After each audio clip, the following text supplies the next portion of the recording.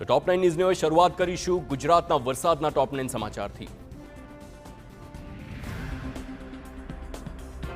રાજ્યમાં વરસાદી માહોલ જામ્યો છે। સૌરાષ્ટ્ર દક્ષિણ ગુજરાતના જિલ્લાઓમાં ગાજવીજ સાથે વરસાદ વરસી રહ્યો છે। સૌરાષ્ટ્રના મોટાભાગના જિલ્લામાં વરસાદી માહોલ છવાયો છે। રાજકોટ, અમરેલી, ગીર સોમનાથ સહિતના અનેક જિલ્લામાં ગાજવીજ સાથે વરસાદ વરસી રહ્યો છે।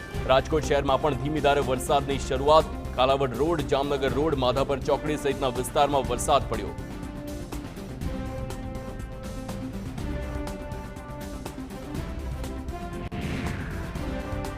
રાજકોટ જિલ્લા અને તાલુકામાં વરસાદ વરસી રહ્યો છે। સતત ત્રીજા દિવસે વરસાદ પડ્યો છે। ઉપલેટામાં મેઘરાજાએ ધમાકેદાર એન્ટ્રી કરી છે। વીજળીના કડાકા ભડાકા સાથે વરસાદ વરસી રહ્યો છે। ધોરાજીમાં પણ સતત બીજા દિવસે વરસાદ વરસ્યો છે। ભારે ઉકળાટ બાદ વરસાદનું આગમન થતાં લોકોને ગરમીમાંથી રાહત મળી। તો જૂનાગઢ જિલ્લામાં પણ વરસાદી માહોલ છવાયો છે। માળિયા હાટીનામાં ગાજવીજ સાથે વરસાદ પડ્યો। માળિયા હાટીના સહિતના આસપાસના ગામોમાં વરસાદ। આંબેચા, જલંધર, અમરાપુરમાં ધોધમાર વરસાદ ખાબક્યો। માંગરોળમાં પણ વરસાદ વરસી રહ્યો છે।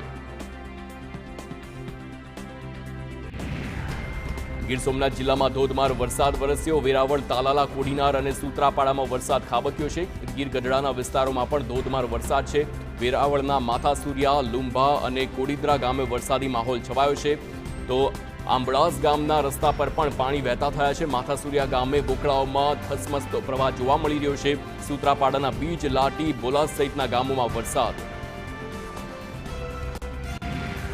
તો બનાસકાંઠાના અમીરગઢ પંથકમાં પણ મેઘો મહેરબાન થયો છે। ઇકબાલગઢ, વિરમપુર સહિતના વિસ્તારોમાં વરસાદ છે। ભારે પવન અને ગાજવીજ સાથે વરસાદના મંડાણ।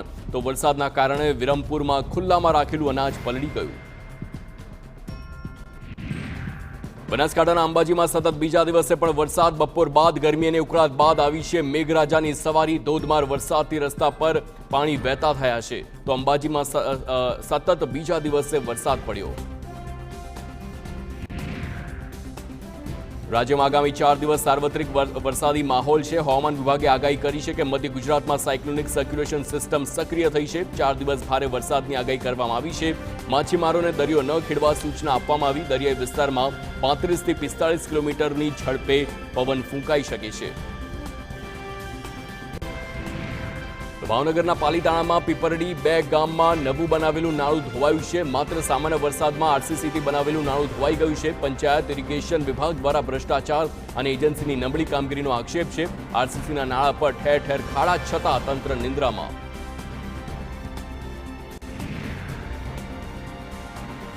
તો છોટાઉદેપુરના પાવી જેતપુરમાં વરસાદના કારણે નાળું ધોવાયું છે। કદવાલ ગામમાં નાળું ધોવાઈ ગયું છે। વણકર ફળિયામાં નાળું ધોવાઈ જતા સ્થાનિક લોકોને ભારે હાલાકીનો સામનો કરવો પડી રહ્યો છે। 1 વર્ષ અગાઉ ગ્રામ પંચાયતે બનાવ્યું હતું પાઇપ નાળું।